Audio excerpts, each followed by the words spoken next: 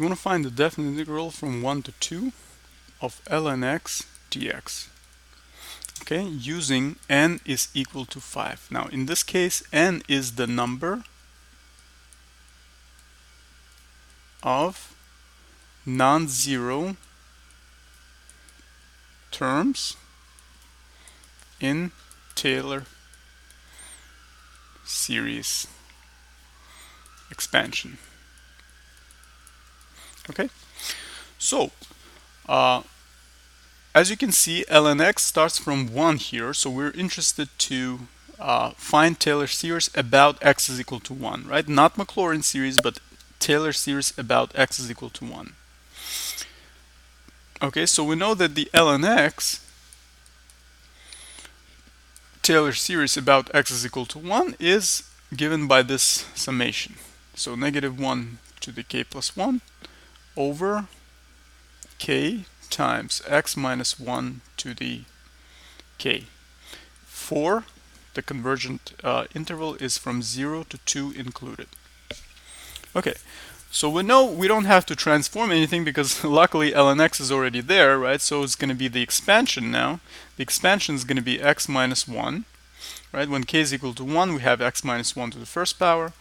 1 plus 1 is 2, so it's positive coefficient, over 1, which is the same thing, right?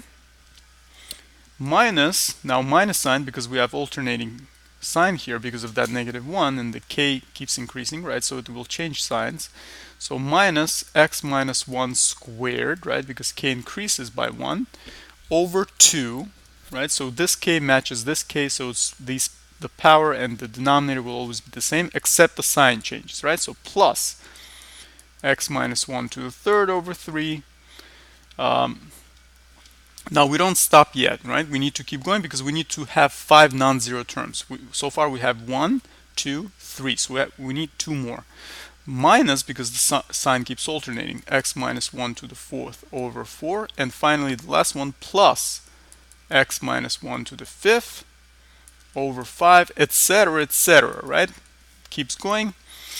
So ln x can be approximated with 5 terms as x minus 1 minus x minus 1 squared over 2 plus x minus 1 to the third over 3 minus x minus 1 to the fourth over 4 plus x minus 1 to the fifth over 5, right? So that's 5 non-zero terms. 1, 2, 3, 4, 5. Great. So the integral from 1 to 2 of ln x dx basically is the integral of the substituted integrand, right? Which is going to be x minus 1 minus x minus 1 squared over 2 plus x minus 1 to the third over 3 minus x minus 1 to the fourth over 4 plus x minus 1 to the fifth over 5 dx. So now you might think, oh, we need u substitution and we will have to change the limits of integration. You don't need to do that because you can do this in your head, right? Because u is x minus 1 all the time and du is going to be 1, right? Since the du does not change the sign, you can do this in your head, right? So x minus 1 will be basically x minus 1 squared over 2. Right, so you can group this and you can have x minus 1 squared over 2. Right, so x minus 1 squared over 2 from 1 to 2 minus now the power will increase by 1, right? So it's 3 multiplying the 2, so it's 6 minus 1 over 6 x minus 1 to the third from 1 to 2 plus 1. Now 4 will multiply the 3, so it's going to be 112, right? The powers will increase by 1, so 112 x minus 1 to the fourth, right?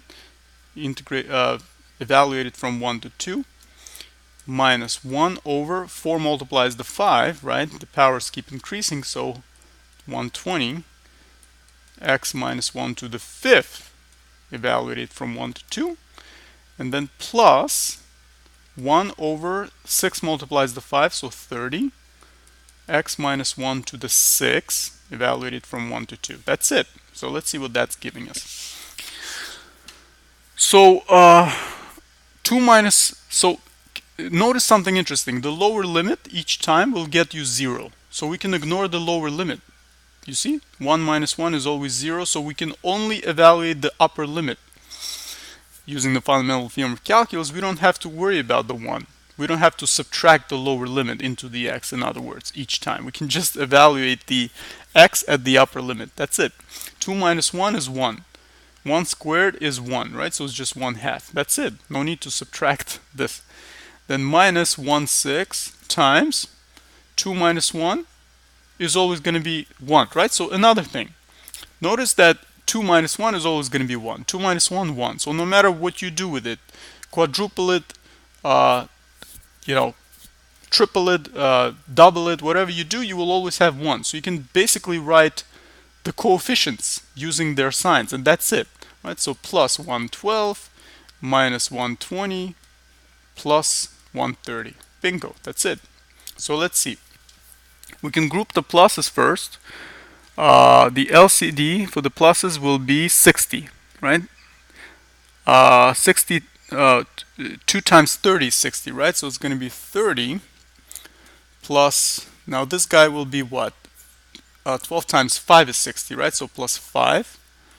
30 times 2 is 60, right? So plus 2 over 60 minus, and now we can group the minus guys, the two minus guys, right? 6 times 10 is 60, so it's going to be 10 plus 20 times 3 is 60, right? And I'm doing the plus. You might say, but why are you not doing the minus? Well, because I already put the minus outside. So I'm essentially adding these guys because they will all be minuses if you distribute the minus over 60, right? That's it.